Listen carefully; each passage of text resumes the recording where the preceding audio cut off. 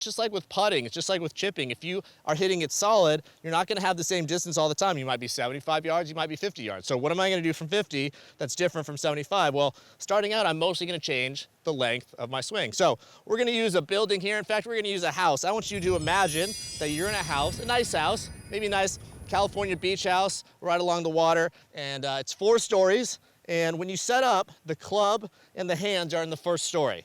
The second story is gonna be at your waist, third story at your shoulders, and the top story is gonna be up at your head. And so you're gonna have basically different distances that you take the club and really more so your arms and hands back on each side relative to the house. So I'm gonna start off with going from the first story to the second story. So that's just going waist high to waist high, little narrower stance, waist high, waist high. And this might only go, 40, 50 yards. So this is kind of like just outside a little pitch shot, first to second story. Yeah, really good there. Nice little low kind of spinning type shot. That's what we're looking for that. And now if I want to add a little extra onto that, I can just take it back slightly further. So I went from the first to the second story. Now I'm going to go to the third story. Third story is at shoulder height. So this is definitely going to give me a little bit more speed coming down if I get it up to my shoulders. Get it through to my shoulders, same feel, shoulder to shoulder.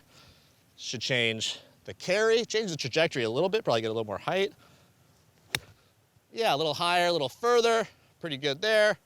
And then if I want to get even more and I want to get to that back pin, I might have to go back almost to my head. So fourth story here, this is kind of right before full. I'm going to go back to head height and go through to head height.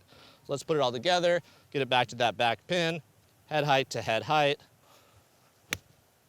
Awesome, that felt so good.